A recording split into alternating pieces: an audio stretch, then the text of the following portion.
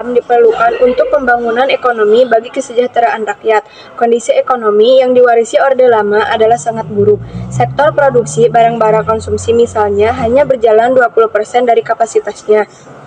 Demikian pula, sektor pertanian dan perkebunan yang menjadi salah satu tumpuan ekspor juga tidak mengalami perkembangan yang berarti. Hutang yang jatuh tempo pada akhir Desember 1965 seluruhnya berjumlah 2.358 juta dolar AS. Dengan perincian, negara-negara yang memberikan hutang pada masa Orde Lama adalah Blok Negara Komunis 1.404 juta US dollar, negara Barat 587 juta US dollar, sisanya pada negara-negara Asia dan badan-badan internasional.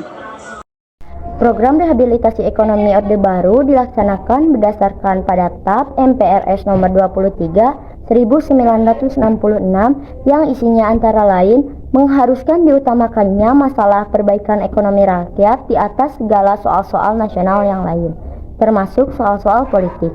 Konsekuensinya, kebijakan politik dalam dan luar negeri pemerintah harus sedemikian rupa hingga benar-benar membantu perbaikan ekonomi rakyat. Bertolak dari kenyataan ekonomi seperti itu, maka prioritas pertama yang dilakukan pemerintah untuk rehabilitasi ekonomi adalah memerangi atau mengendalikan hiperinflasi, antara lain dengan menyusun APBN atau Anggaran Pendapatan Belanja Negara Berimbang. Sejalan dengan kebijakan itu, pemerintah Orde Baru berupaya menyelesaikan masalah hutang luar negeri sekaligus mencari hutang yang diperlukan rehabilitasi maupun pembangunan ekonomi berikutnya.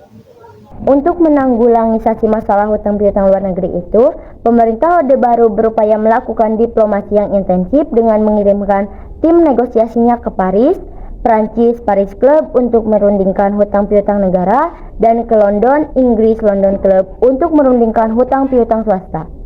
Sebagai bukti keseriusan dan etikat baik untuk bersahabat dengan negara para donor, pemerintah Orde Baru sebelum pertemuan Paris Club telah mencapai kesepakatan terlebih dahulu dengan pemerintah Belanda mengenai pembayaran ganti rugi sebesar 165 juta dolar Amerika Serikat terhadap beberapa perusahaan mereka yang dinasionalisasi oleh Orde Lama pada tahun 1958. Begitu pula dengan Inggris, telah dicapai suatu kesepakatan untuk membayar ganti rugi kepada perusahaan Inggris yang kekayaannya disita oleh pemerintah rakyat Indonesia semasa era konfrontasi pada tahun 1965.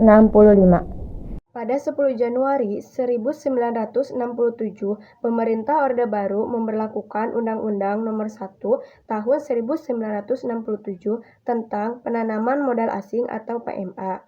Dengan Undang-Undang PMA, pemerintah ingin menunjukkan kepada dunia internasional bahwa arah kebijakan yang akan ditempuh oleh pemerintah Orde Baru berbeda dengan Orde Lama.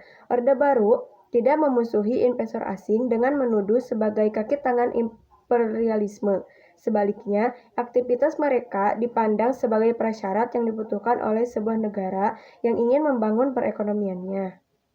Upaya diplomasi ekonomi ke negara-negara Barat dan Jepang itu tidak hanya berhasil mengatur penjadwalan kembali pembayaran hutang negara dan swasta yang jatuh tempo, melainkan juga mampu meyakinkan dan mengunggah negara-negara tersebut untuk membantu Indonesia yang sedang terpuruk ekonominya. Hal ini terbukti antara lain dengan dibentuknya lembaga konsorsium yang bernama Intergovernmental Group on Indonesia atau IGG. Proses pembentukan IGG diawali oleh suatu pertemuan antara para negara yang memiliki komitmen untuk membantu Indonesia pada bulan Februari 1967 di Amsterdam. Inisiatif itu datang dari pemerintah Belanda. Pertemuan ini juga dihadiri oleh delegasi Indonesia dan lembaga-lembaga bantuan internasional. Dalam pertemuan itu, disepakati untuk membentuk IGG dan Belanda ditunjuk sebagai ketuanya. Selain mengupayakan masuknya dana bantuan luar negeri, pemerintah Orde Baru juga berupaya menggalang dana dari dalam negeri, yaitu dana masyarakat. Salah satu strategi yang dilakukan oleh pemerintah bersama-sama Bank Indonesia dan bank-bank milik negara lainnya adalah berupaya agar masyarakat mau menabung. Upaya lain adalah menerbitkan Undang-Undang Penanaman Modal dalam Negeri UU PMDN nomor 6/1968.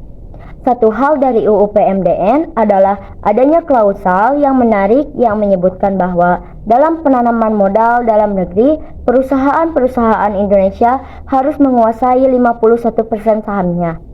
Untuk menindaklanjuti dan mengefektifkan UU PMA dan UU PMDN, pada tatanan pelaksanaannya, pemerintah membentuk lembaga-lembaga yang bertugas menanganinya.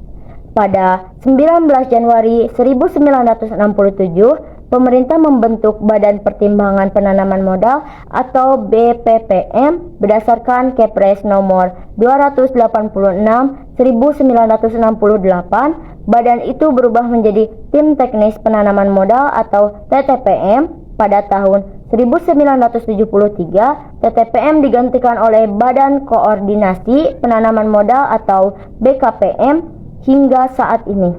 Kebijakan-kebijakan yang diambil pemerintah pada awal Orde Baru mulai menunjukkan hasil positif.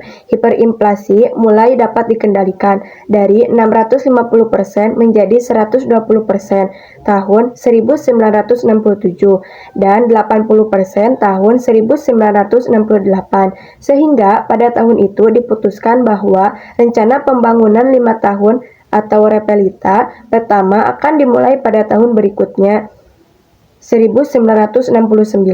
Setelah itu, pada tahun-tahun berikutnya, inflasi terus menurun menjadi 25% tahun 1969, 12% tahun 1970, dan 10% bahkan sampai 8,88% pada tahun 1971.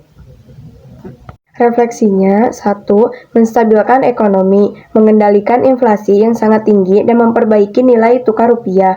2. Memperbaiki kondisi sosial, meningkatkan kesejahteraan rakyat melalui berbagai program pembangunan. 3. Mendorong pertumbuhan ekonomi, membuka peluang investasi baik dari dalam maupun luar negeri untuk memicu pertumbuhan ekonomi. Rehabilitasi ekonomi pada masa Orde Baru berhasil memulihkan ekonomi Indonesia dalam jangka pendek dengan menciptakan stabilitas makroekonomi dan pembangunan sektor-sektor tertentu.